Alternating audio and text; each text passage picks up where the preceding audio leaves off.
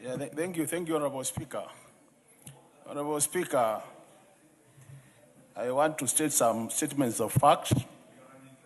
The truth of the matter, Honorable Speaker, is this country has challenges in public borrowing, and actually last year we almost defaulted, and we were thinking about debt restructuring. The other point, Honorable Speaker, is that we require infrastructure, and more so, the kind of infrastructure targeted by this infrastructural fund. But for us to achieve that, Honorable Speaker, we require a very good legal framework. And I think the whole essence of this bill is to provide that framework. The way it is now, Honorable Speaker, there are gaps which, if not addressed, will not make us achieve our objective. And that's why I want to go on record some of the things we must do if we get it right, Honorable Speaker.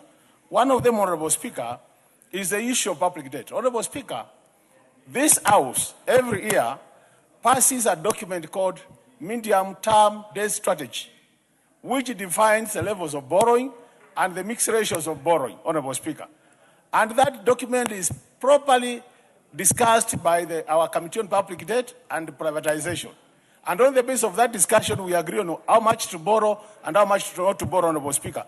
What this fund is doing is going to borrow outside that framework. And as a country, we want to get it right, either agree that this fund will not be borrowing, or if they are borrowing, then we need that framework to be within the medium-term debt strategy. In that case, we'll be able to know how much we are borrowing and how much you need to pay, Honorable Speaker. The second issue, Honorable Speaker, is critical is, if you look at this bill, it gives excessive powers to the CS Treasury. And there is no way you can have a fund of this nature, Honorable Speaker, which has so much resources, and you put it in the hands of a cabinet secretary with minimal controls and checks and balances, Honorable Speaker. So that's another area we must address. The other point, Honorable Speaker, is the issue of equity. If you look at this bill, Honorable Speaker, it talks about investment plan, which will be discussed. Over time, Honorable Speaker, we have been saying there are issues of equitable distribution of public resources, Honorable Speaker, in this country.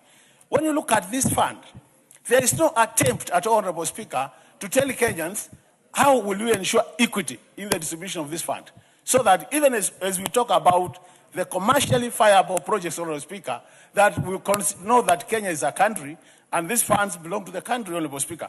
So issues of equity must be addressed, Honorable Speaker. The other thing, Honorable Speaker, which is critical, and I think Honorable members need to listen to this, Honorable members. Once we force this fund to become an act of parliament, Honorable members, there will be minimal oversight by this House.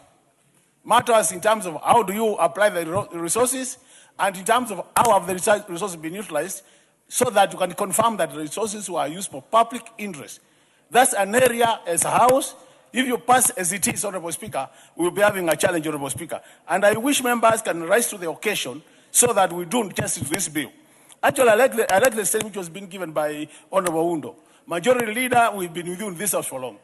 If we are to do justice to this bill, I think we need to redraft this bill, because even if you make amendments, they're going to be so much that for you to get it right, you would rather have a new bill.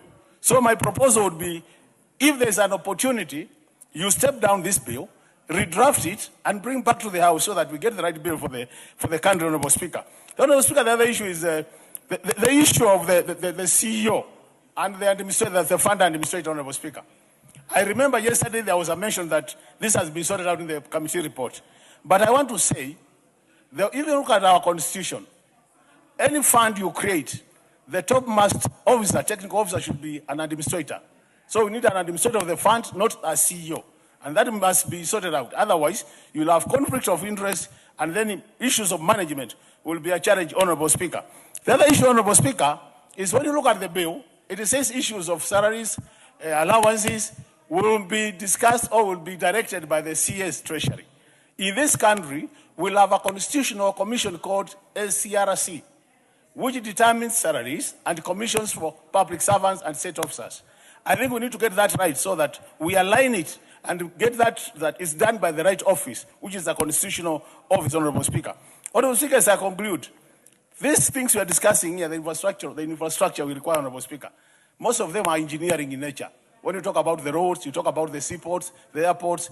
I think we need a clear statement stating what will be the role of public works in the country, the Ministry of Public Works, where we have engineers, architects who will design this, Honorable Speaker. Your time is up, Makali.